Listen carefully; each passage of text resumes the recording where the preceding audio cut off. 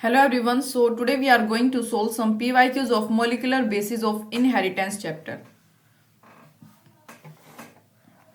Start करते हैं question number 1 से।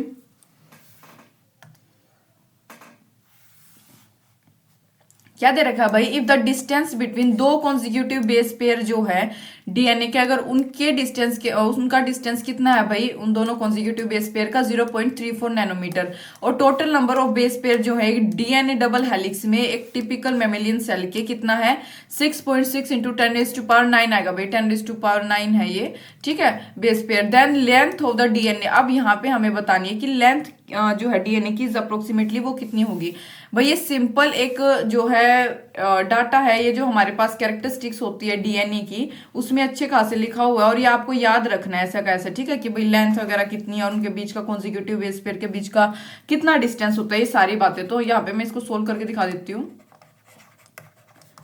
Length of DNA is equal to भाई कितनी होगी 0.34 को भी कंसीडर करेंगे क्योंकि उन दोनों के बीच का बेस पेयर हमारे मतलब दो कॉन्जिक्यूटिव बेस पेयर के बीच का डिस्टेंस था कितना 0.34 नैनोमीटर, राइट, इंटू 10⁻⁻9 नैनोमीटर को मीटर में कन्वर्ट करने के लिए इंटू 10⁻⁻9 से मल्टीप्लाई करेंगे, ठीक है। एक मिनट भाई,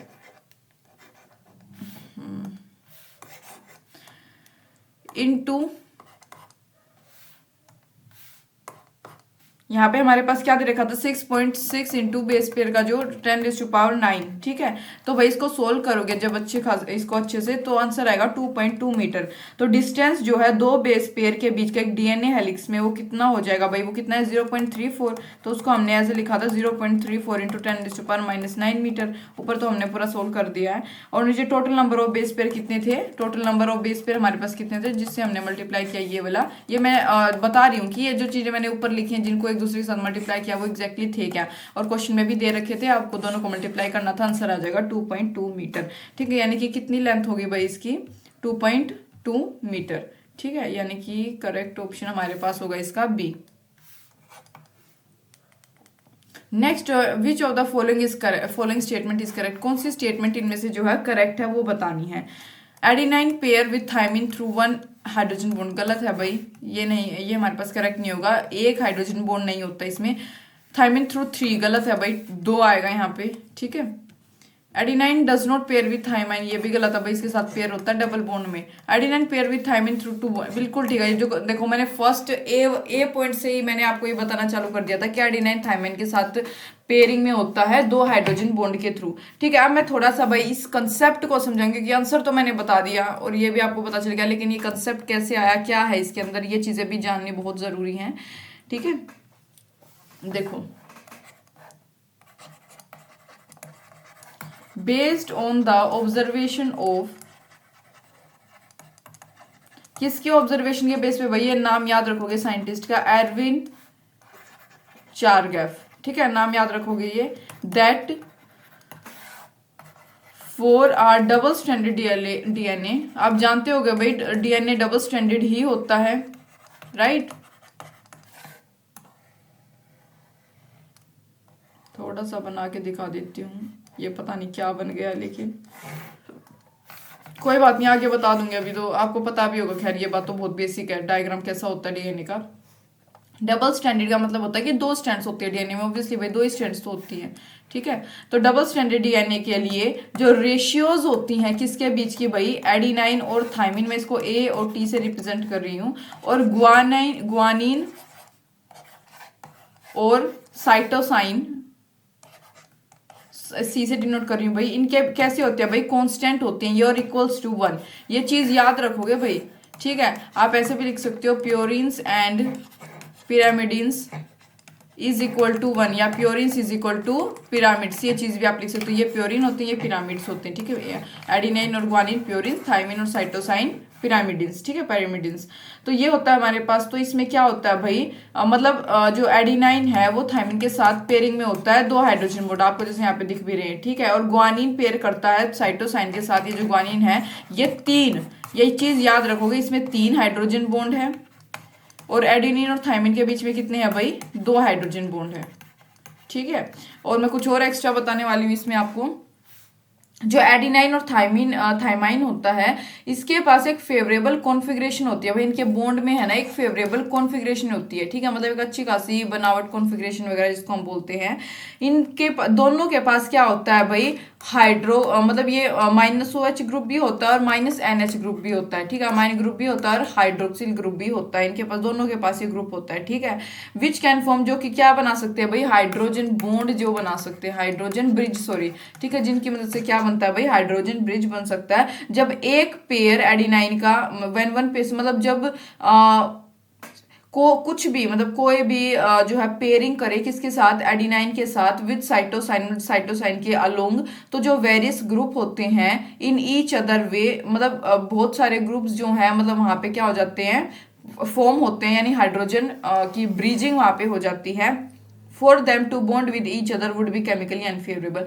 हालांकि ये काफ़ी ज़्यादा केमिस्ट्री में हम चले गए हैं, मतलब ये हमारे इस कंसेप्ट से बिल्कुल भी रिलेट भी नहीं करता ना एनसीईआरटी की बुक में। तो बस आपको इतना समझ आए, जो चीज़ें मैंने यहाँ आपको बताई ये भी जान सकते हो कि भाई ये पॉइंट याद रख सकते हो कि एडिनाइन और थाइमिन के पास फेवरेबल कॉन्फिग्रेशन होती है उनके बॉन्ड के लिए, वो हाइड्रोजन ब्रिज की फॉर्मेशन कर सकते हैं, उनके पास माइनस OH और NH ग्रुप प्रेजेंट होता है, मतलब OH और NH ग्रुप वहाँ पे प्रेजेंट होता है, ठीक है। इतनी बात याद रखनी है बस, ठीक है, ये मैं उम्मीद करती हूँ ये इतना तो आप समझ ही गए होगे, याद भी हो गया होगा। नेक्स्ट क्वेश्चन की तरफ मूव करेंगे भाई, क्या दे रखा है, which scientist experimentally proved that, कौन से साइंटिस्ट ने एक्सपेरिमेंटली प्रूव कर दिया था कि डीएनए जो है एक सोल जेनेटिक मटेरियल है बैक्टीरियोफेज में। अब भाई ये चीज तो याद रखनी पड़ेगी, मैं देखो इसमें हमारे पास एक्सपेरिमेंट भी है जो कि मैं आपको बता दूंगी कि आप भी बता दूंगी कि उस एक्सपेरिमेंट में क्या किया था इन्होंने। लेकिन अब ये चीज आप याद रखोगे साइंटिस्ट वगैरह के नाम, कि भाई कौन से साइंटिस्ट थे जिन्होंने एक्सपेरिमेंटली प्रूव कर दिया था कि डीएनए जो है एक सोल जेनेटिक मटेरियल होता है बैक्टीरियोफेज में, ठीक है, ये चीज बतानी पड़ेगी। तो भाई करेक्ट ऑप्शन यहाँ पे हमारे पास इसका होता है हर्शे एंड चेज। अब मैं ये बता देती हूँ कि क्या इस एक्सपेरिमेंट, क्योंकि भैया ऐसे तो समझ नहीं आने वाला, ऐसे तो नहीं पता चलेगा भाई क्या था क्या नहीं था, तो कोई इशू वाली बात नहीं है भाई, मैं आपको पूरा कंसेप्ट बता देती हूँ। अब तक हम थर्ड क्वेश्चन में पहुंच चुके हैं और मैंने अच्छे से आपको क्वेश्चन सारे एक्सप्लेन किए जो उससे रिलेटेड हमारे पास कंसेप्ट भी आए। तो देखो पूरा नाम है अल्फ्रेड हर्शे एंड मार्थन चीज, ठीक है। मतलब क्या किया इन्होंने, स्टडीड बैक्टीरियोफाजिस, उन्होंने बैक्टीरियोफाजिस की मतलब के ऊपर स्टडी किया। मतलब बैक्टीरियोफाज क्या होता है, एक वायरस होता है जो बैक्टीरिया को अटैक कर सके, उसको बोलते हैं बैक्टीरियोफाज। क्या होता है, एक वायरस होता है दैट कैन अटैक बैक्टीरिया, ठीक है। 1952 में भाई याद रखोगे थोड़ा सा, 1952 में उन्होंने एक सीरीज ऑफ एक्सपेरिमेंट को कंडक्ट किया, क्या प्रूव करने के लिए कि भाई जो डीएनए होता है वो जेनेटिक मटेरियल होता है। उन्होंने लेबल किया कि जो प्रोटीन होते हैं, दे लेबल्ड, मैं थोड़ा सा लिख देती हूँ क्योंकि भाई लिखने के साथ साथ आप जब पढ़ोगे मतलब ऐसे सुनने के साथ साथ तो समझ आएगा ज़्यादा, तो लेबल्ड याद होगा। दे लेबल्ड द प्रोटीन, जो प्रोटीन था किसका, बैक्टीरियोफाजिस का। ऑब्वियसली बैक्टीरियोफाजिस की स्टडी की थी तो उसके ऊपर ही तो सारी चीज़ें बेस होंगी ना, उससे कोरिलेटेड होंगी। उन्होंने क्या किया, लेबल किया बैक्टीरियोफाज के प्रोटीन को विद, किसके साथ लेबल्ड किया भाई, किसके साथ उसको कवर किया, radio active phosphorus, radio active sulphur के साथ भाई, और देयर डीएनए, और उसके डीएनए को किसके साथ, देखो उसका प्रोटीन को याद रखोगे ये पॉइंट, प्रोटीन को किसके साथ लेबल किया भाई, रेडियो एक्टिव सल्फर के साथ, ऐसा भी क्वेश्चन आ सकता है। और उसके डीएनए को किसके साथ लेबल्ड किया भाई, labelled with radio active phosphorus.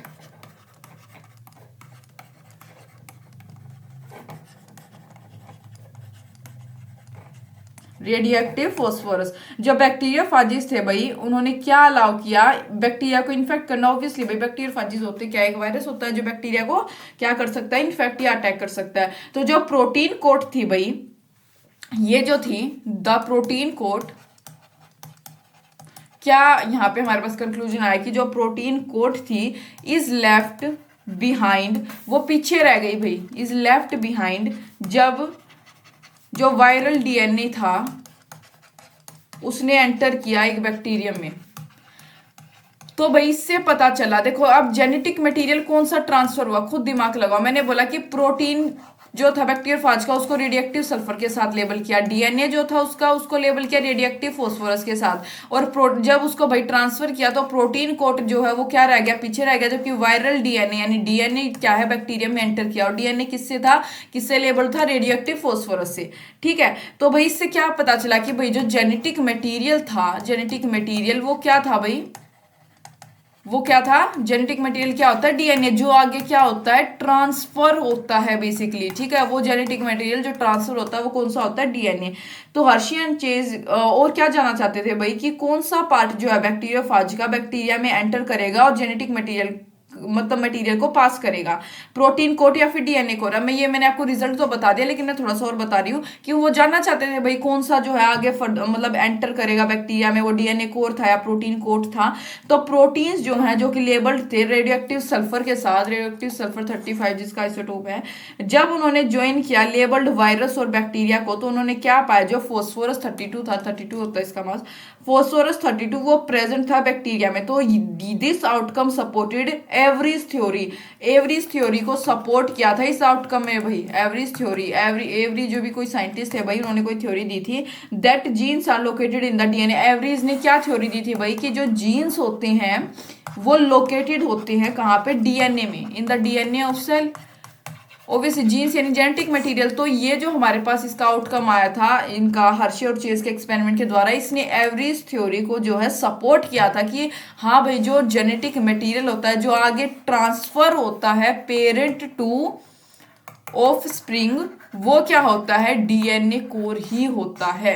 तो ये पूरा भाई एक्सपेरिमेंट था जो हल्फर्ड हर्शे और मार्था चेज ने 1952 में कंडक्ट किया था।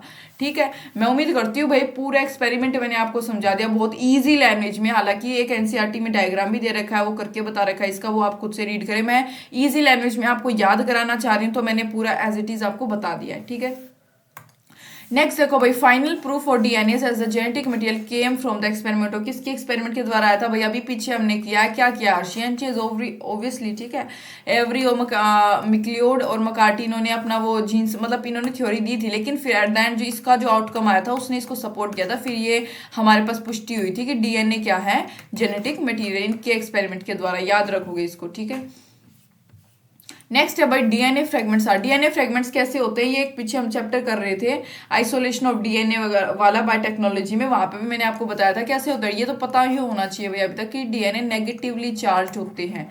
ठीक है, देखो DNA fragments are negatively charge, क्योंकि इनके ऊपर, और क्यों होता है भाई नेगेटिवली चार्ज, हाँ ये भी पता होना चाहिए भाई, क्योंकि फॉस्फेट ग्रुप होता है भाई इनके पास।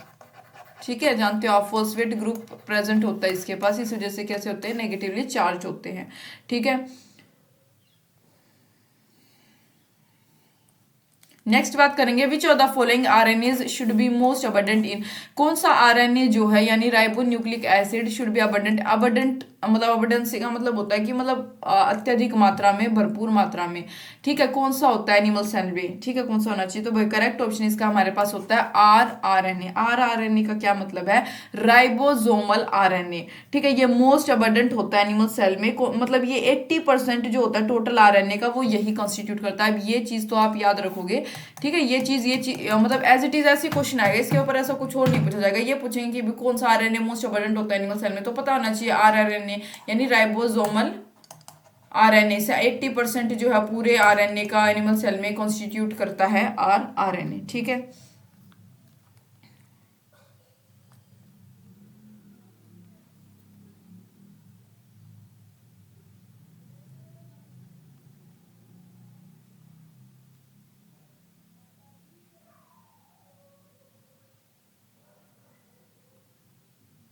और भाई राइबोसोमल राइबोन्यूक्लिक एसिड का क्या काम होता है भाई, एक टाइप का नॉन कोडिंग आरएनए होता है, मतलब बेसिकली ये कोड नहीं करता किसी चीज के लिए भी, जो कि एक प्राइमरी कंपोनेंट होता है राइबोसोम्स का। ठीक है, राइबोसोम्स आप जानते होंगे, मतलब ये इसेंशियल होता है सेल्स के लिए। आरएनए क्या है, एक राइबोजाइम होता है जो प्रोटीन्स को कैरी आउट करता है। ठीक है, प्रोटीन्स की जो सिंथेसिस होती है ना राइबोसोम में, उसमें मदद करता है भाई आरएनए। ठीक है,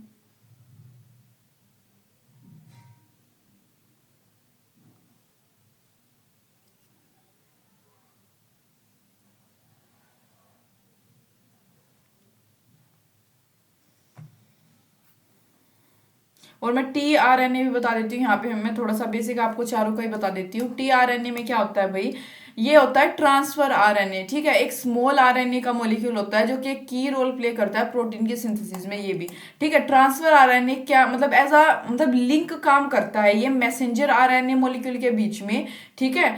एंड जो ग्रोइंग चेन होती है भाई अमाइनो एसिड की, जो कि एक प्रोटीन बनाती है, मतलब बेसिकली ये ट्रांसफर बोल दिया तो यहाँ पे एक लिंक का काम करेगा एमआरएनए के बीच में, और जो ग्रोइंग अमाइनो एसिड होते हैं, अमाइनो एसिड से फर्दर प्रोटीन बनते हैं उनके बीच में, ठीक है। एज अ लिंक काम करता है ये।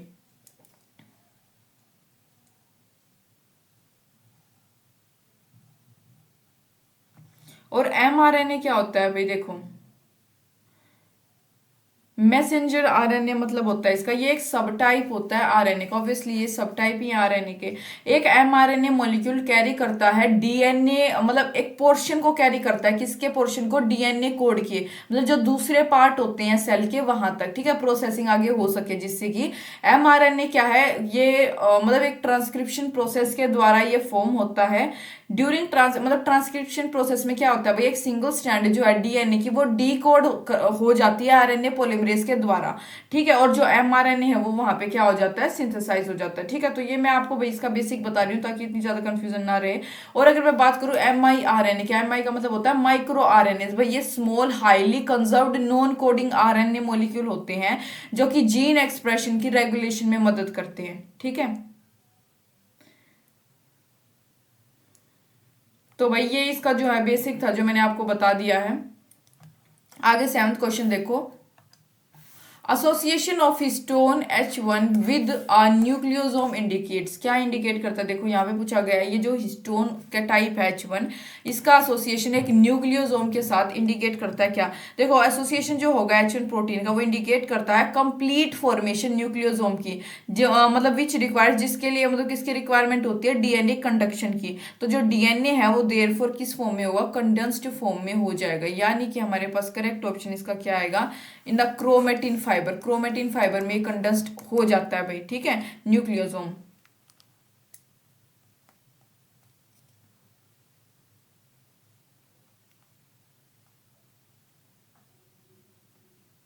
और न्यूक्लियोसोम का मतलब क्या होता है भाई वो भी बता देती हूँ मैं।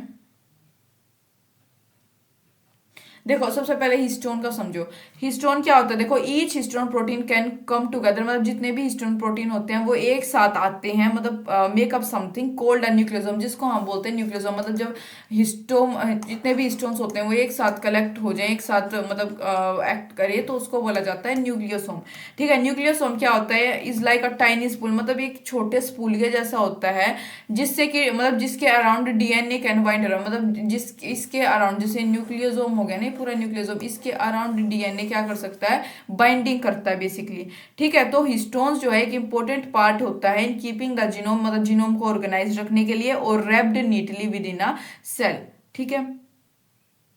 और ये हिस्टोन ऑक्टामर बनाते हैं भाई, 8 हिस्टोन के मॉलिक्यूल होते हैं जो एक साथ आते हैं, उसको बोला जाता है हिस्टोन ऑक्टामर, ठीक है। अब हिस्टोन ऑक्टामर न्यूक्लियोसोम वगैरह आपको पता चल गया होगा। बेसिकली न्यूक्लियोसोम क्या है, बेसिक पैकिंग यूनिट होते हैं जीनोम डीएनए के, ठीक है, जो कि किससे बनते हैं, हिस्टोन प्रोटीन से, अराउंड जिसके अराउंड डीएनए क्या होता है, कोइल्ड होता है। तो ये बात मैंने आपको बता दी बेसिक इसके बारे में। आगे देखो 8th क्वेश्चन, एक कॉम्प्लेक्स राइबोसोम जो है attach to a single strand of RNA is known as, एक कॉम्प्लेक्स राइबोसोम जो कि किससे अटैच है, एक सिंगल स्ट्रैंड आरएनए के एक सिंगल स्ट्रैंड से जो कि अटैच है, ठीक है, इज नोन एज, उसको हम क्या बोलेंगे ये बताना है। तो भाई इसको बोला जाता है पोलिसोम, याद रखोगे ये टर्म आप, पोलिसोम या फिर पोलीराइबोसोम इसको हम बोल सकते हैं। ये कॉम्प्लेक्स होता है मैसेंजर आरएनए मॉलिक्यूल का, ठीक है, या फिर एंड 2 और मोर राइबोसोम्स, मतलब 2 या 2 से ज्यादा राइबोसोम्स का भी कॉम्प्लेक्स हो सकता है, जो कि कब बनता है, एक्टिव ट्रांसलेशन प्रोसेस के दौरान। देवर इनिशियली, इनको पहले मतलब इनिशियली क्या बोला जाता था, इनका इनिशियल नाम था एर्गोसोम्स,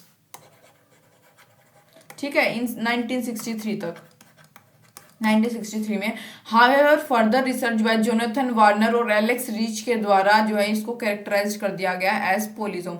बेसिकली एक चीज याद रखोगे, कॉम्प्लेक्स राइबोसोम जो कि सिंगल स्ट्रैंड होगी आरएनए के, इसके ऊपर क्या होता है, इससे अटैच होता है, तो इसको क्या बोलोगे भाई, पोलिसोम बोलेंगे, बस इतना याद रखना है, ठीक है। इतना कॉम्प्लेक्स समझने वाला भी कुछ नहीं है, याद रखोगे बस इसको। In sea urchin DNA which is double standard, जो कि डबल स्टैंडर्ड है, 17% जो उसके बेसिस है were shown to be cytosine, 17% जिसके बेस क्या है भाई साइटोसाइन है। याद रखोगे percentage of the other 3 bases expected to be present at the, अब जो 3 और बच गए हमारे पास उनकी परसेंटेज बतानी कितनी होगी। जब साइटोसाइन की हमारे पास 17% दे दी तो औरों की कितनी होगी भाई। देखो ये आप पढ़ के ऐसा लग रहा होगा कि भाई हम कैसे बता सकते हैं किसके कितनी परसेंट होगी, लेकिन अब जब मैं क्वेश्चन आपको सोल्व करके दिखाऊंगी तो काफी इजी लगेगा, क्योंकि मैंने वो कॉन्सेप्ट आपको जानबूझ के समझाया था। ठीक है,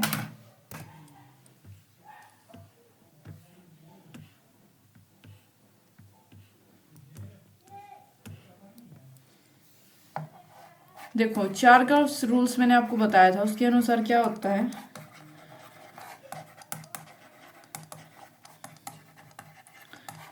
ए डबल बॉन्ड टी ये मैंने बताया था, और जी ट्रिपल बॉन्ड सी। ठीक है, 3 हाइड्रोजन बॉन्ड, इसमें 2 हाइड्रोजन बॉन्ड होंगे। तो जो मोलर अमाउंट होता है किसका, adenine is equal to molar amount of thymine. हम क्या लिखते हैं भाई,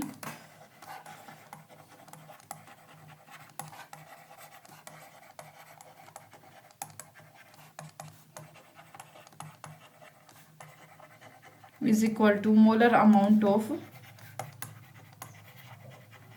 थाइमिन। ठीक है, ये हमारे पास होगा, तो इसमें हम लिख सकते हैं। और जो मोलर अमाउंट होगा किसका, सिमिलरली ग्वानिन का, वो साइटोसाइन के इक्वल होगा।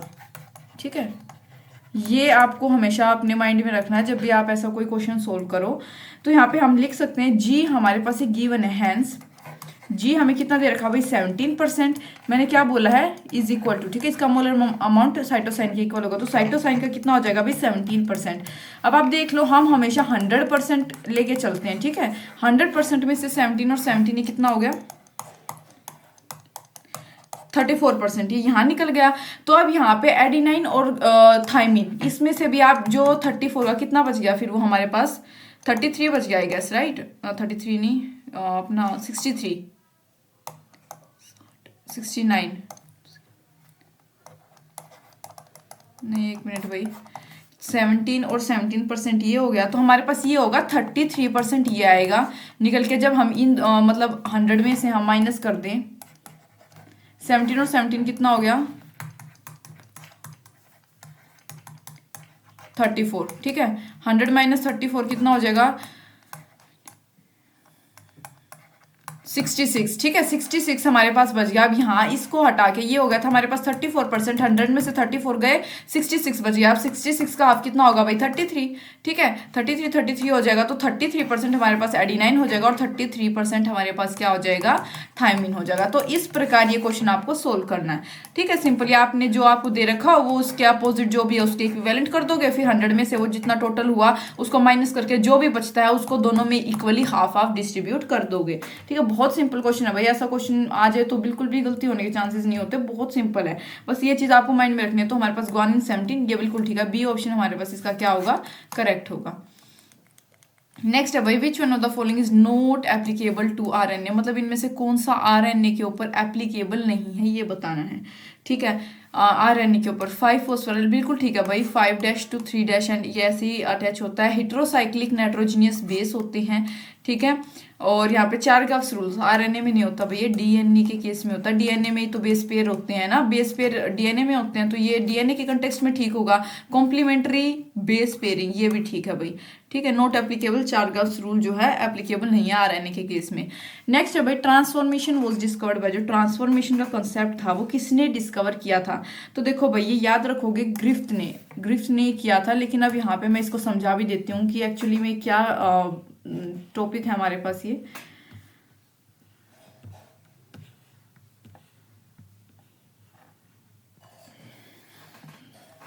देखो भाई, जो फ्रेडरिक ग्रिफ्थ हैं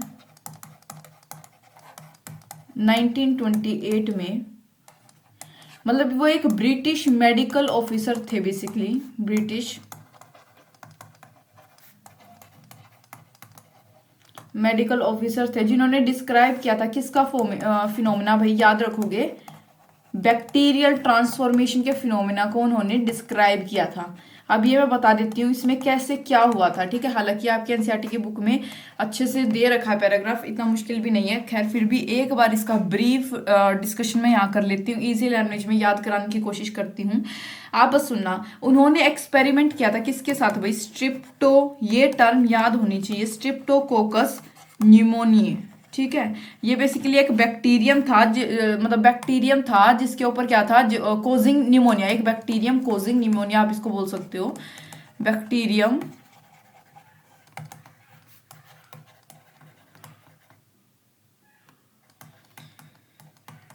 बैक्टीरियम कोजिंग निमोनिया, ठीक है, जो कि इज यूज टू इन्फेक्ट माइस। उसको यूज किया गया था किसको इन्फेक्ट करने के लिए भाई, यूज्ड टू इन्फेक्ट माइस, ठीक है, यानी चूहों को इन्फेक्ट करने के लिए by using S strain. S strain से यहाँ क्या मतलब है भाई, हीट किल्ड, यानी कि हीट के द्वारा जो किल्ड हो गया उसको एस स्ट्रेन बोला गया।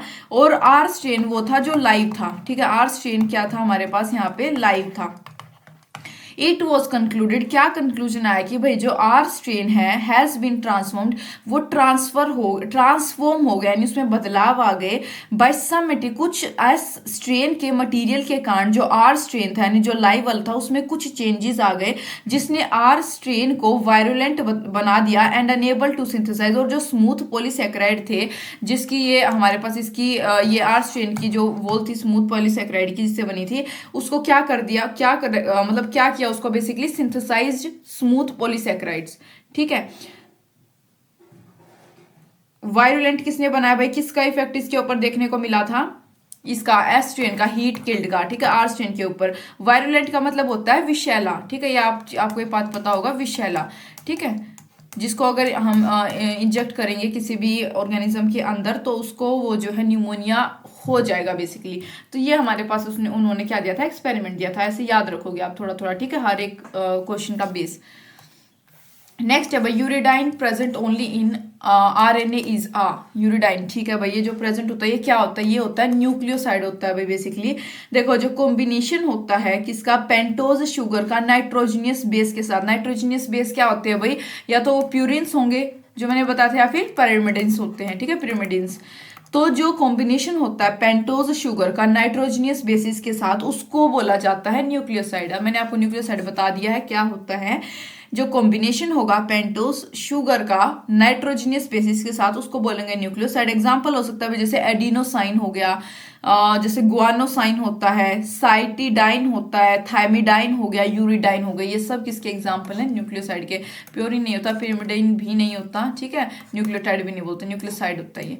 If one strand, next question है भाई, अगर एक स्ट्रैंड किसका डीएनए का हैज, उसके पास नाइट्रोजनियस बेस सीक्वेंस है एट ATCTG, इसके ऊपर जो है उसकी क्या है, नाइट्रोजनियस बेस सीक्वेंस है। What would be the complementary RNA strand sequence, क्या होगी ये बताना है, क्या बताना है भाई, कॉम्प्लीमेंट्री आरएनए स्ट्रैंड सीक्वेंस। इसकी कॉम्प्लीमेंट्री यानी पैलिंड्रोमिक सीक्वेंस, एक बार जब हम चैप्टर कर रहे थे बायोटेक्नोलॉजी वहां पे मैंने आपको बताया था, वही चीज यहाँ पे हमें अप्लाई करना है।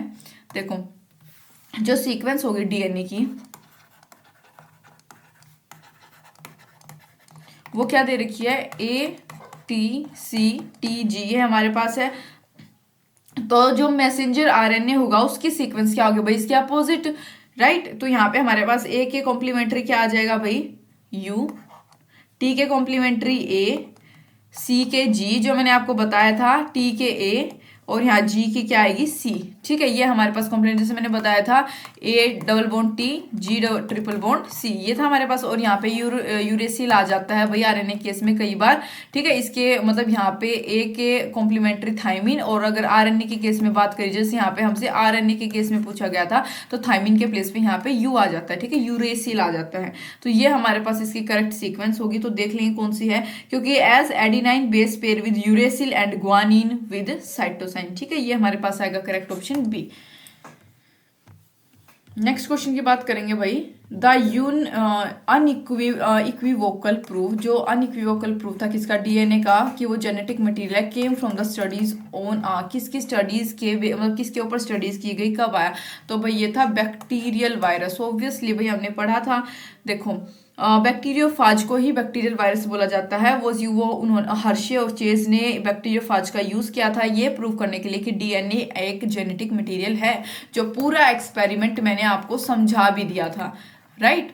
तो नेक्स्ट क्वेश्चन की बात करेंगे, इन्फेक्शियस प्रोटीन्स आर प्रेजेंट। जो इन्फेक्शियस प्रोटीन होते हैं वो इन चारों में से किस में प्रेजेंट होती हैं? तो भाई करेक्ट ऑप्शन होता है प्रायोन्स बोलते हैं इसको। देखो इन्फेक्शन प्रोटीन्स जो हैं, इन्फेक्शंस प्रोटीन जो हैं वो प्रायंस में काफी एनरिच्ड होते हैं, मतलब काफी मात्रा में होते हैं। प्रायंस किससे बनते हैं भाई? प्रोटीन से बनते हैं, लेकिन न्यूक्लिक एसिड नहीं होता उनके पास, ठीक है। प्रोटीन से बनते हैं लेकिन without nucleic acid. It is casual agent of scrapie disease. जो शिप में एक स्कैर्पी नाम की डिसीज होती है उसका कैजुअल एजेंट कौन माना जाता है भाई? प्रायंस माना जाता है, ठीक है।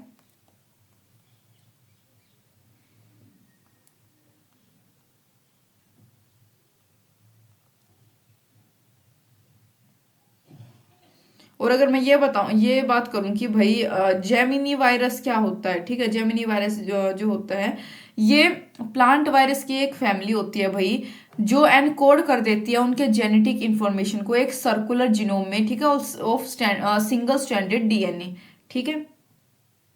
क्या कॉज होता है? देखो इन नेचर में अगर मैं बात करूं, जो जेमिनी वायरस है वो ट्रांसमिट होते हैं फ्लोएम फीडिंग इंसेक्ट के द्वारा। मतलब इंक्लूड कर सकते हैं बहुत सारी स्पीसीज, जैसे लीफ होपर्स की, ठीक है। एक ट्री होपर होता है, व्हाइट फ्लाइज जो होती हैं स्पीसीज, ठीक है। जेमिनी वायरस कभी भी ट्रांसमिट नहीं होते सीड्स के through, whereas many are graft transmissible and some are, मतलब कुछ मैकेनिकली ट्रांसमिबल हो सकते हैं, ग्राफ्टली, मतलब काइंड ऑफ ये होता है। ये इतना डिटेल में हमें नहीं पढ़ना, मैंने आपको सिर्फ यहाँ पे मैं आपको एक बात बता रही हूँ इसके बारे में, ताकि हमारे पास यहाँ ऑप्शन में आया तो पता होना ही चाहिए कि एक्चुअली ये बात क्या किस बारे में कर रहे हैं, ठीक है। फ्रेंड्स मैं बता चुकी। वायरस के बारे में अगर मैं बताऊं तो वायरस क्या होते हैं भाई? देखो स्मॉलेस्ट इन्फेक्शियस पैथोजेंस को बोलते हैं वायरस, ठीक है, जो कंप्राइज करते हैं सोली एक शॉर्ट सर्कुलर आरएनए होता है इनका, लेकिन प्रोटीन कोट नहीं होता है। ऐसा भी आ सकता है कि विदाउट प्रोटीन कोट कौन सा होता है? वायरस होता है। स्मॉलेस्ट इन्फेक्शियस पैथोजेंस होते हैं ये वायरस जो है, प्लांट पैथोजेंस होते हैं विद इकोनॉमिक इंपोर्टेंस, ठीक है, काफी इकोनॉमिक इंपोर्टेंस भी होती है इनकी, ठीक है। वायरस के जीनोम जो है एक्सट्रीमली स्मॉल होते हैं साइज में, मतलब सिर्फ 300 न्यूक्लियोटाइड्स तक कुछ, ठीक है।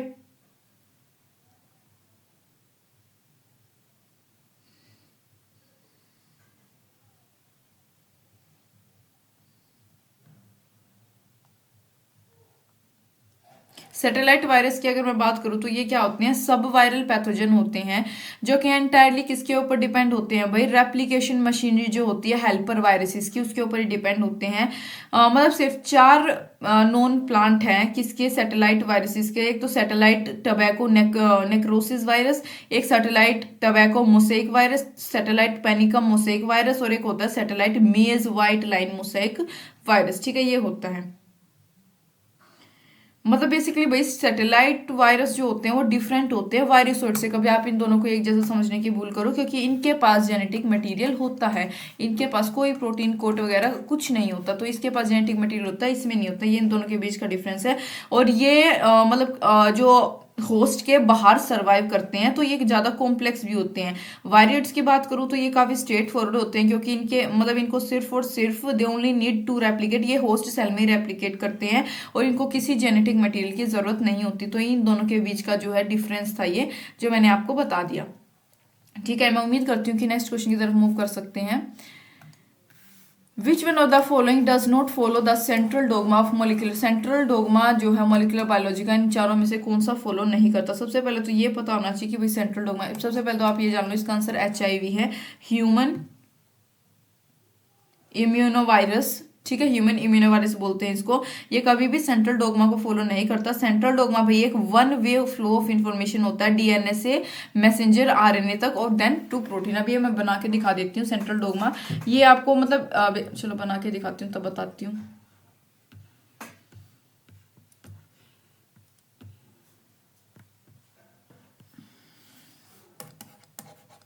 ये भाई डीएनए हो गया, ट्रांसक्रिप्शन प्रोसेस के द्वारा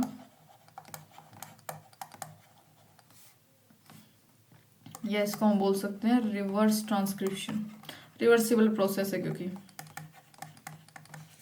कन्वर्ट हो जाता है mRNA यानी मैसेंजर आरएनए में, देन ट्रांसलेशन प्रोसेस के द्वारा कन्वर्ट होगा प्रोटीन में। भाई ये एज इट इज आपको याद रखना है सेंट्रल डोगमा, क्योंकि यहाँ पे ऐसा ही पूछा जा सकता है कि ये मिसिंग कर दे, यहाँ पे पूछा डीएनए एमआरएनए में किसके द्वारा बनता है, कन्वर्ट होता है, तो ये ट्रांसक्रिप्शन होगा। और फिर ये पूछा जा सकता है, इसको भी हटा दे कि भाई एमआरएनए प्रोटीन में, तो वो ट्रांसलेशन प्रोसेस के द्वारा। तो ये चीज़ आपको अपने माइंड में क्लियर होनी चाहिए, ठीक है। यहाँ पे होता है रेप्लीकेशन, डीएनए का रेप्लिकेशन, ठीक है, डीएनए का रेप्लिकेशन भी हो सकता है। तो बेसिकली ये होता है सेंट्रल डोगमा जो एज इट इज सीरीज में आपको याद रखना है।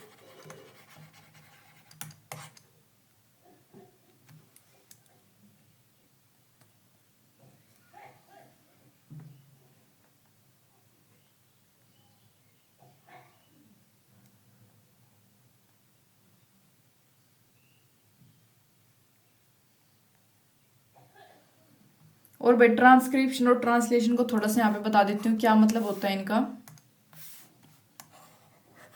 ट्रांसक्रिप्शन क्या होता है भाई, एक प्रोसेस होता है जिसमें कि जो जीन का इन विच जीन्स डीएनए सीक्वेंस, जो जीन की डीएनए सीक्वेंस है भाई, इज कॉपीड। ट्रांसक्रिप्शन का मतलब होता है भाई कॉपी करना, यानी कि ट्रांसक्राइब्ड भी जिसको हम बोल सकते हैं, कॉपी हो जाता है क्या बनाने के लिए, टू मेक आरएनए मॉलिक्यूल। देखो कितना सिंपल था भाई वैसे तो, ठीक है, टू मेक आरएनए मॉलिक्यूल, ठीक है। जो देखो आरएनए पॉलीमरेज, आपको ये दो चार बातें याद रखनी है कि जो आरएनए पॉलीमरेज होता है वो मेन ट्रांसक्रिप्शन एंजाइम, ये पूछा जा सकता है भाई मेन ट्रांसक्रिप्शन का एंजाइम कौन सा। अब आप जानते हो भाई मशीनरी के दौरान, मतलब कोई भी मशीनरी जब होती है उसमें एंजाइम्स का जो है मेजर रोल होता है, तो इसमें कौन सा होगा, आरएनए मॉलिक्यूल में जाना है तो आरएनए पॉलीमरेज, इससे आप याद रखोगे इस एंजाइम का नाम, ठीक है। ये मेजर एंजाइम होता है। ट्रांसक्रिप्शन कब शुरू होती है, जब आरएनए पॉलीमरेज जो है प्रमोटर सीक्वेंस, अब प्रमोटर से याद रखो भाई, प्रमोटर के ऊपर अगर ये सीक्वेंस बाइंड हो रही है तो वो क्या होगा, आगे प्रोसेस को प्रमोट कर देगा, यानी कि एमआरएनए की सीक्वेंस को जो है वो आगे प्रमोट करेगा उस फॉर्मेशन को, उस प्रोसेस को। तो इतना याद रखो कि ट्रांसक्रिप्शन कब शुरू होती है, जब आरएनए का पॉलीमरेज प्रमोटर सीक्वेंस जो होती है उसके साथ बाइंडिंग कर दे, जो कि किसके पास होती है, near the beginning of a gene, जो जीन की शुरुआती में ही प्रमोटर प्रेजेंट होता है, ठीक है। तो मतलब डायरेक्टली भी वो उसके साथ बाइंडिंग कर सकती है, फिर कुछ हेल्पर प्रोटीन होते हैं बीच में जिनकी मदद से वो उसके साथ प्रमोटर से बाइंडिंग करके आगे जो है ट्रांसक्रिप्शन को शुरू करती है, ठीक है भाई। बेसिकली चार मेजर स्टेप होते हैं ट्रांसक्रिप्शन के ऑर्डर में। मैं एक बार फिर से बता देती हूँ। ट्रांसक्रिप्शन जो है नेम गिवन टू प्रोसेस, जिसमें कि डीएनए कॉपी होता है कॉम्प्लीमेंट्री स्ट्रैंड बनाने के लिए आरएनए की, आरएनए उसके बाद ट्रांसलेशन अंडरगो करती है जिससे कि क्या बनता है, प्रोटीन बनता है। मेजर स्टेप जो है ट्रांसक्रिप्शन के क्या है, पहले भाई इनिशिएशन होता है, ठीक है, फिर प्रमोटर, ठीक है, प्रमोटर से लिंक होना, ऑब्वियसली भाई पहले इनिशिएशन हो गया आरएनए पॉलीमरेज के द्वारा, वो बाइंडिंग कर गया प्रमोटर के साथ, ठीक है, प्रमोटर क्लियरेंस, उसके बाद एलोंगेशन होगा भाई, वो जो स्ट्रैंड है वो एलोंगेट हो जाएगी, मतलब बढ़ जाएंगी। फिर लास्ट में क्या होगा भाई, टर्मिनेशन, जो भी अनवांटेड वो होंगे उनकी स्प्लाइसिंग हो जाना। स्प्लाइसिंग मतलब होता है कोई नॉन कोडिंग जो होगा हमारे पास सब्सटेंस वो वहां से हट जाएगा, यूजफुल रहेगा, उसको बोलते हैं क्या, अपना ये टर्मिनेशन, ठीक है। अब मैं आपको थोड़ा सा ट्रांसलेशन बता देती हूँ। ट्रांसलेशन मैंने ये बता दिया, काफी अच्छे से बता दिया वैसे इजी लैंग्वेज में।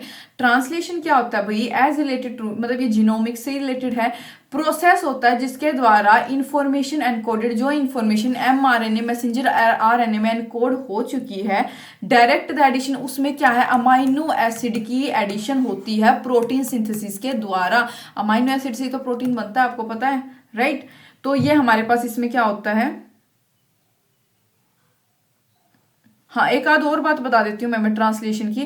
ट्रांसलेशन जो होता है भाई टेक्स इन्फॉर्मेशन, एक पर्टिकुलर लैंग्वेज में इन्फॉर्मेशन को लेता है। ऐसा तो है नहीं भाई इसमें हमारी बॉडी के अंदर कोई इंग्लिश फ्रेंच स्पेनिश वो वाली लैंग्वेज की बात नहीं हो रही, एक पर्टिकुलर प्रोसेस होता है और कन्वर्ट कर देता है इसको इट वन और मोर एडिशनल, मतलब कि अपना प्रोटीन्स वगैरह में, ठीक है। प्रोटीन सेवरल टाइप के होते हैं आपको पता है, तो उससे बात ये इसका मतलब ये कि सेवरल लैंग्वेज यानी कि सेवरल प्रोटीन्स में उसको जो है क्या कर देता है, आगे फर्दर प्रोसीड कर देता है उसमें।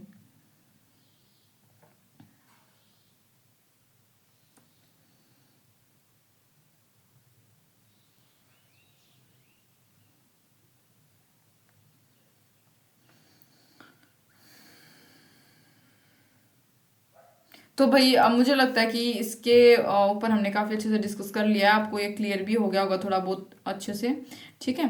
नेक्स्ट क्वेश्चन की तरफ मूव करेंगे। नेक्स्ट क्या है भाई हमारे पास, टी ओ डाइनर डिस्कवर्ड, अब ये साइंटिस्ट है, इन्होंने क्या डिस्कवर किया था याद होना चाहिए। Free infectious DNA, infectious protein, bacteriophage नहीं, ये दूसरे, ये दोनों हम कर चुके हैं। फ्री इन्फेक्शियस डीएनए का भी कोई, फ्री इन्फेक्शियस आरएनए, भाई ये करेक्ट है और ये याद रखोगे आप इसके बारे में। देखो थियोडर डी डाइनर, ये पूरा नाम था इनका, क्या नाम था, नाम लिख देती हूँ, थियोडोर ओ डाइनर। इन्होंने डिस्कवर किया था क्या, पोटैटो स्पिंडल ट्यूबर वायरॉइड। ठीक है, इन्होंने क्या डिस्कवर किया था भाई, पोटैटो स्पाइंडल ट्यूबर वायरॉइड को डिस्कवर किया था। कब, ये पहला वायरॉइड था एवर, जो मतलब ये सब, मतलब जो फर्स्ट टाइम वायरॉइड डिस्कवर हुआ था ये पहला, मतलब इन्होंने ही किया था 1971 में। और वायरॉइड मैं बता चुकी हूँ क्या होता है। ठीक है, इसको हम बोल सकते हैं PSTV। ठीक है, शॉर्ट फॉर्म में PSTV इसको हम बोल सकते हैं। ठीक है, PSTVD यानी वायरॉइड्स का मतलब। तो ये एक स्मॉल सर्कुलर आरएनए का मॉलिक्यूल था भाई। डॉक्टर डाइनर ने डिस्कवर किया था कि इसमें जो, मतलब दैट जो पैथोजन है जो कि पोटैटो स्पिंडल ट्यूबर डिसीज को कोज कर रहा है वो कोई वायरस नहीं है। ठीक है, स्पिंडल ट्यूबर वायरॉइड मतलब पोटैटो वो निकल नहीं जाते भाई, ये जैसे पोटैटो इसके ऊपर ऐसे वो आपने देखे होंगे आंखें से कुछ काइंड ऑफ, आप समझ गए होंगे। ठीक है, इन्होंने क्या पाया कि वो पैथोजन जिसकी वजह से पोटैटो स्पिंडल ट्यूबर डिसीज हो रही है वो कोई वायरस की वजह से नहीं हो रही, कोई वायरस नहीं है वो, as previously believed but a much smaller free. लेकिन वो क्या था कि एक बहुत छोटा फ्री आरएनए मॉलिक्यूल था जिसका, और फ्री इन्फेक्शियस आरएनए कौन सा होता है भाई, वायरॉइड होता है। क्या होता है भाई, वायरॉइड्स। ठीक है, मैंने आपको बताया था वायरॉइड जेनेटिक मटेरियल की कोई नीड नहीं होती, होस्ट सेल के अंदर ही रेप्लिकेट होता रहता है, इसको बोलते हैं वायरॉइड्स। ठीक है, तो ये हमारे पास इसका करेक्ट ऑप्शन क्या है, डी। याद रखोगे टीओ डाइनर ने क्या डिस्कवर किया था भाई, फ्री इन्फेक्शियस आरएनए डिस्कवर किया था।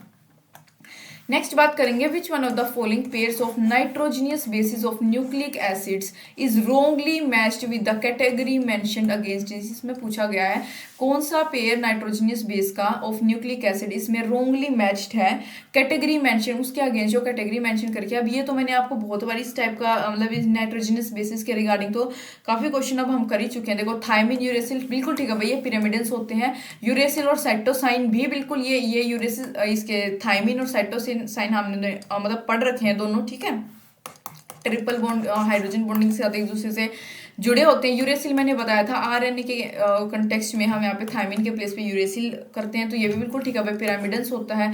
ग्वानिन और एडेनिन बिल्कुल ठीक है भाई। अब थायमिन जो है पिरामिडिन है, ये प्योरिन नहीं होता, तो हमारे पास इनकरेक्ट यानी डी ऑप्शन जो है इसका करेक्ट होगा। ठीक है, क्योंकि ये तो भाई मैंने समझाने की जरूरत नहीं, purines, pyrimidines, Chargaff rules is equal to 1 constant, ये पूरा रेशियो में सब कुछ आपको बता चुके हैं इससे रिलेटेड।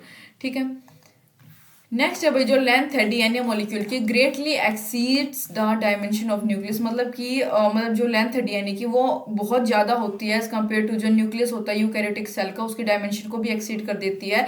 हाउ इज दिस की, मतलब ये जो डीएनए अकोमोडेटेड, अकोमोडेटेड का मतलब जो जमा हुआ, मतलब ये डीएनए कहाँ से कैसे मतलब इतना एक्सीड कर पाता है जमा हुआ है, तो सुपर कोइलिंग बिल्कुल ठीक है। ये न्यूक्लियोसोम और हिस्टोन्स, आपको याद हो किसी क्वेश्चन में अभी ऊपर मैं करके आई थी, ये चीज मैंने आपको बताई थी, हिस्टोन ऑक्टामर बताई थी, उसके सराउंडिंग कोइलिंग होती है, न्यूक्लियोसोम क्या होता है, ये सारी चीजें मैंने बताई थी। और ये बताया था मैंने न्यूक्लियोसोम के अराउंड क्या होती है, उसकी क्या बोलते हैं, इसकी डीएनए की कोइलिंग होती है, जिसकी वजह से जो है इसका लगता तो ऐसे कि भाई बहुत कम एरिया में, लेकिन इसकी जो मॉलिक्यूल की जो डायमेंशन लेंथ है वो ग्रेटली एक्सीड होती है। डीएनए डाइजेशन नहीं होता है, तो डीएनए क्या होता है भाई, डीएनए के अगेंस्ट जो एंजाइम होगा through elimination of repeated DNA, गलत है भाई, deletion of non essential genes. A option जो है इसका बिल्कुल करेक्ट है। जो न्यूक्लियोसोम मॉडल था हमारा भाई, उसने एक्सप्लेन किया था कि इसकी पैकेजिंग हिस्टोन प्रोटीन की और डीएनए की क्रोमेटिन मटेरियल में, जो कि क्या बनाता है आगे, क्रोमोसोम बनाता है। ये किस में कन्वर्ट हो जाता है भाई, क्रोमेटिन फाइबर्स में, जो फर्दर क्या बनाते हैं भाई, क्रोमोसोम्स, जो कि क्या है जेनेटिक मटेरियल डीएनए के अंदर। ठीक है, ये पता होगा आपको। नेक्स्ट बात करेंगे भाई 20th क्वेश्चन की, क्या दे रखा है, एक सीक्वेंशियल एक्सप्रेशन जो है सेट ऑफ ह्यूमन जीन्स की। सीक्वेंशियल एक्सप्रेशन भाई, अब सीक्वेंस में जो एक्सप्रेशन होती है एक सेट ऑफ ह्यूमन जीन्स की, वो किसके अंदर प्रेजेंट होती है, किसके द्वारा क्या होता है, तो भाई मैसेज डीएनए सीक्वेंस। ऑब्वियसली भाई सीक्वेंशियल एक्सप्रेशन को क्या बोलते हैं, एक ह्यूमन जीन्स की genetic material DNA sequence, DNA में तो होता है ना, ये तो पढ़ते ही आपको पता चल जाता है, जीन्स का रिलेशन डीएनए से तो होगा, राइट। तो इसका करेक्ट ऑप्शन हमारे पास डीएनए सीक्वेंस होगा। एक सीक्वेंशियल एक्सप्रेशन जो होती है सेट ऑफ ह्यूमन जीन्स की, वो क्या होती है, डीएनए सीक्वेंस, क्योंकि क्योंकि जीन जो है फंक्शनल पार्ट होता है डीएनए सीक्वेंस का। ठीक है, ड्यूरिंग ट्रांसक्रिप्शन प्रोसेस के द्वारा जो मैंने आपको समझाया था, जो आरएनए पॉलीमरेज है होलो एंजाइम, वो बाइंड करता है जीन प्रमोटर के साथ और अज्यूम करता है एक saddle like structure. What is it's DNA binding sequence.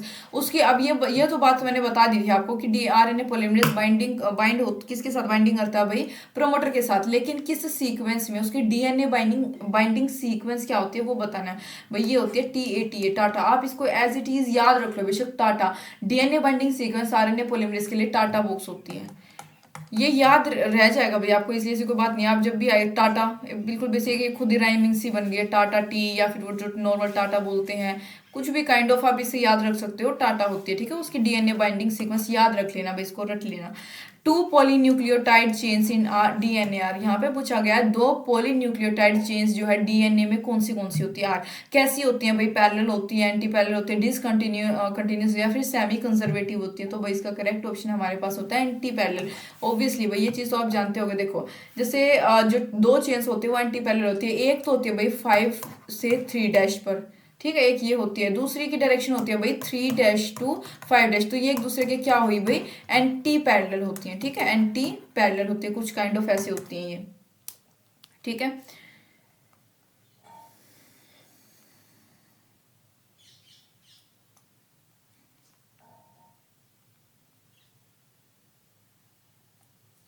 और एक सेमी कंजर्वेटिव टर्म है। सेमी कंजर्वेटिव से क्या मतलब, अभी देखो ये पैरेलल और डिसकंटिन्यूस को बताने की जरूरत है, ये टर्म्स तो आप जानते हो। सेमी कंजर्वेटिव रेप्लिकेशन का मतलब होता है ड्यूरिंग डीएनए रेप्लिकेशन के द्वारा जो दोनों स्ट्रैंड है न्यूक्लियोटाइड्स की वो क्या हो जाए भाई, अलग हो जाए, उसको बोला जाता है सेमी कंजर्वेटिव रेप्लिकेशन। बिल्कुल 2-4 लाइन में एनसीआर 2-4 लाइन दे रखी है इसके ऊपर एनसीईआरटी में सेमी कंजर्वेटिव के द्वारा, और यही बातें बता रखी है। जो दोनों स्ट्रैंड होती हैं, पहले तो देखो जो डीएनए रेप्लिकेशन के द्वारा जो दोनों स्ट्रैंड होंगे न्यूक्लियोटाइड की वो अलग अलग हो गई, उसके बाद जो दोनों स्ट्रैंड होंगी वो क्या बनाएंगी, फॉर्म द टेम्पलेट, वो टेम्पलेट बना लेती है फॉर फ्री मतलब जो फ्री न्यूक्लियोटाइड बच जाते हैं उनके लिए एक टेम्पलेट बना लेती है to bind to create the 2 identical, कि आगे वो बाइंडिंग कर सके और क्या बना सके, 2 आइडेंटिकल डॉटर स्ट्रैंड बना सके। हैंस ईच डॉटर स्ट्रैंड, जो जितनी भी डॉटर स्ट्रैंड होंगी भाई उनके पास half of the DNA from, मतलब जो ओरिजिनल स्ट्रैंड्स का जो हाफ ऑफ द डीएनए वो उनके पास होता है और हाफ न्यूली फॉर्म्ड डीएनए होता है। बेसिकली सेमी कंजर्वेटिव का मतलब है हाफ तो भाई जैसा हमारे पास ऑलरेडी ओरिजिनल डीएनए स्ट्रैंड था, और हाफ कैसा होगा, न्यूली फॉर्म्ड डीएनए। ठीक है, हाफ और वो प्रिमिटिव डीएनए और न्यूली फॉर्म्ड डीएनए, उसको बोला जाता है सेमी कंजर्वेटिव नेचर। ठीक है, ऑफ रेप्लिकेशन ये होता है। नेक्स्ट अगर मैं बात करूं, व्हाट एंटीबायोटिक इनहिबिट्स, कौन सी एंटीबायोटिक जो है वो इनहिबिट करती है interaction between RNA and messenger RNA. कौन सी एंटीबायोटिक ऐसी है जो इनहिबिट का मतलब होता है जो रोकती है। ठीक है, बेसिकली मैंने बहुत बार बता रखा है इनहिबिट का मतलब। ये फिर इरेज कैसे हो गया, कौन सी एंटीबायोटिक ऐसी है जो किसके इंटरेक्शन को इनहिबिट करती है, आरएनए और मैसेंजर आरएनए के बीच के इंटरेक्शन को रोकती है ड्यूरिंग बैक्टीरियल प्रोटीन सिंथेसिस के दौरान। किसके द्वारा, बैक्टीरियल प्रोटीन सिंथेसिस के द्वारा। तो वो बताना कौन सी है हमारे पास। तो भाई इसका करेक्ट ऑप्शन है ये जो पहला ही है, नियोमाइसिन। ये करेक्ट ऑप्शन होता है भाई। देखो नियोमाइसिन की अगर मैं बात करूं तो ये एंटीबायोटिक होती है जो कि इनहिबिट करती है किसके ट्रांसलेशन को, बैक्टीरियल सेल की ट्रांसलेशन, यानी ट्रांसलेशन के प्रोसेस के दौरान क्या होता है भाई, प्रोटीन में कन्वर्ट होते हैं। तो किसके ट्रांसलेशन को ये इनहिबिट करती है, बैक्टीरियल सेल्स के। So it can not affect the, मतलब ताकि ये क्या है उसको होस्ट सेल को अफेक्ट ना कर पाए। ऑब्वियसली भाई अगर इनका ट्रांसलेशन होगा तो ये तो होस्ट सेल को जो है बैक्टीरियल प्रोटीन जो होंगे ये होस्ट सेल को अफेक्ट करेंगे, इसके जो इंटरेक्शन को इनहिबिट कर देती है ताकि आगे ट्रांसलेशन प्रोसेस को ना कर पाए, आगे प्रोसीड ना करे और होस्ट सेल को क्या है ये अफेक्ट ना करे।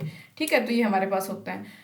टेट्रासाइक्लिन जो है एक भाई वो होता है हमारे पास वेक्टर।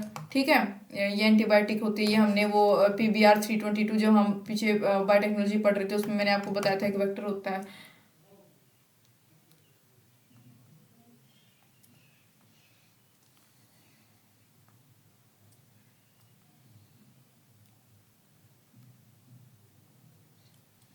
स्ट्रिप्टोमाइसिन का क्या मतलब होता है भाई, ये एक एंटीबायोटिक होती है जो कि वो द फर्स्ट ड्रग, मतलब ये पहली ऐसी ड्रग थी जो सक्सेसफुल थी किसके अगेंस्ट भाई, ट्यूबरक्लोसिस जो डिसीज होती है उसके अगेंस्ट। ठीक है, तो ये उसको बोलते हैं स्ट्रिप्टोमाइसिन। ट्यूबरक्लोसिस के अगेंस्ट भाई ट्रीटमेंट में इसका यूज किया गया था पहले, सबसे पहले।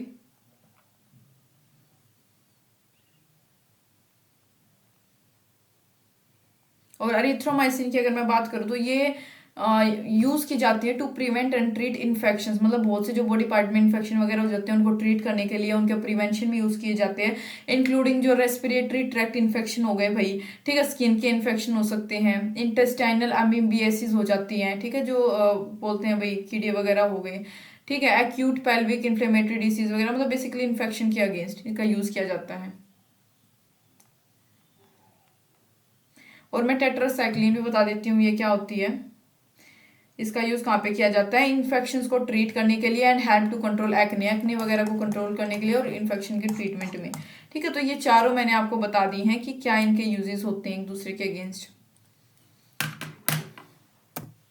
तो भाई मैं उम्मीद करती हूँ कि आपको समझ आया होगा जो भी मैंने 23 यहाँ पे हमने पीवाईक्यूज की इस चैप्टर के रिगार्डिंग, और मैंने बहुत कुछ जो है आपको एक्स्ट्रा भी बता दिया है इसमें, जो जो हमारे पास उससे क्वेश्चन से को रिलेटेड कंसेप्ट आए, ट्रांसलेशन ट्रांसक्रिप्शन का क्वेश्चन नहीं था अभी, मैंने वो चीज़ें भी आपको यहाँ पे बता दी, ठीक है। तो यहाँ पे इसी के साथ हमारा चैप्टर जो है फिनिश हो गया है। उम्मीद है भाई आपको समझ आया होगा। Thank you for watching.